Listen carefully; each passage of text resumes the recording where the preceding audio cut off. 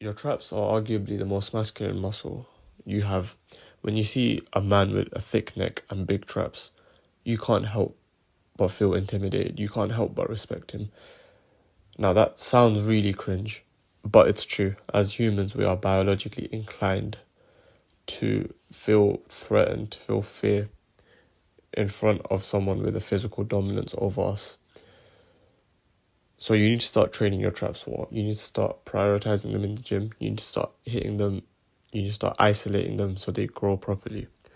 And I'll teach you how to do that. Your traps are also a very high indicator of high testosterone. And I'll explain why. Your traps and your shoulders specifically have a very large concentration of androgen receptors. You need these androgen receptors to bind to your testosterone molecules if you want to experience the masculine dimorphic traits you're probably after.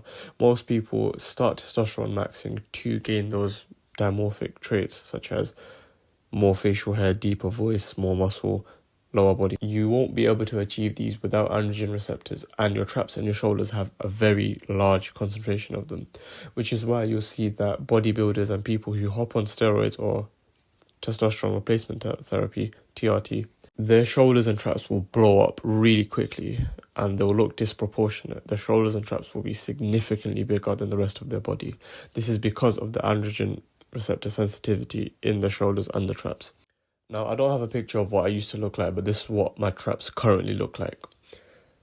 I've made a lot of progress, and these are the two exercises that I did, the only two. Number one, shrugs. I did them with either dumbbells or barbells. With the barbells, I just did them standing and I loaded up as much weight as I can, and I did them for about 5 to 8 reps. And with dumbbells, that's what I did. I put a bench all the way up. I leaned my chest on it and I shrugged backwards. This, for me, targeted my traps and they isolated them, which meant they were the only muscles working for the exercise.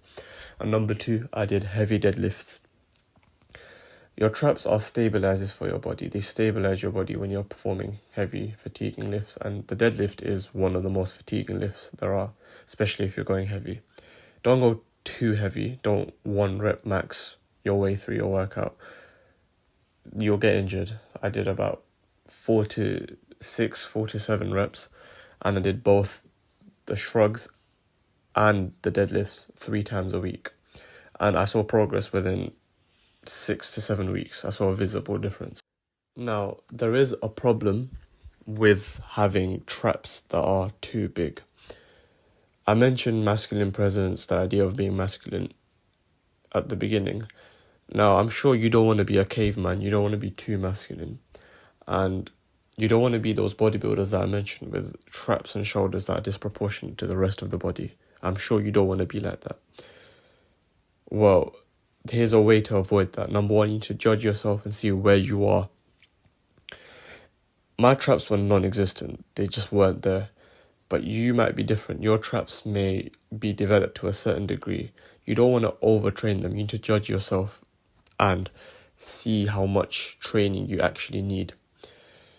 The thing with big traps is that it completely ruins your aesthetic. As a man, you want that V-taper. You want that shoulder to waist ratio of 1.6. Now, when you have very big traps compared to the rest of your body, the focus will be shifted to the vertical look of your body. People will focus more on your traps, the vertical side, than your shoulder to waist ratio, which is the horizontal side, which will completely ruin your aesthetics. It will make you look big and bulky, and it will not look good. So my advice is to judge yourself and see where you are within your journey